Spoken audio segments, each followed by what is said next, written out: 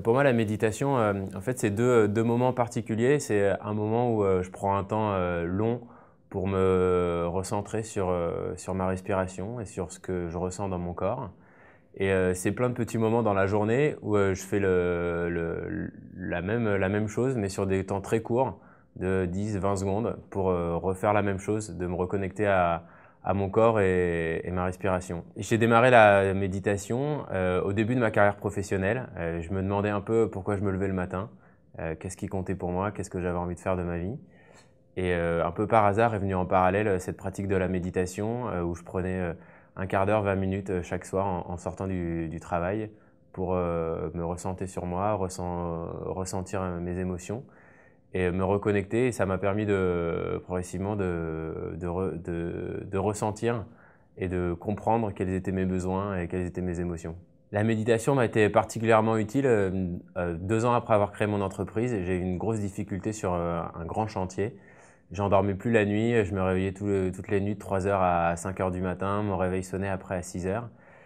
Et pendant ces temps, que ce soit pendant la nuit ou pendant la journée, être capable de méditer, de recentrer sur moi, ça m'a permis d'accepter, de vivre ces difficultés et de me reprojeter dans un futur que j'étais en train de créer. Je trouve que la méditation me sert dans mon rapport à toutes les personnes avec lesquelles je suis en interaction, que ce soit ma famille ou mes amis, parce qu'elle m'aide à être disponible à leurs préoccupations, à leurs émotions.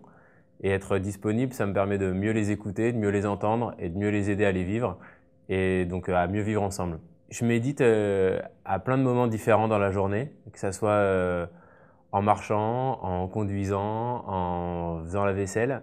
Et je trouve que c'est en ancrant cette méditation dans tous les petits gestes qu'on fait au quotidien qu'on ressent ce qu'on est en train de faire et ça rend la chose finalement assez facile à pratiquer.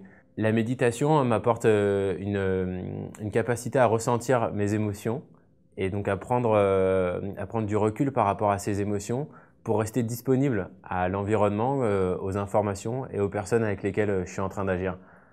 J'ai collaboré avec Sébastien Horry sur son ouvrage. C'est une personne que j'ai rencontrée il y a maintenant 2 ans.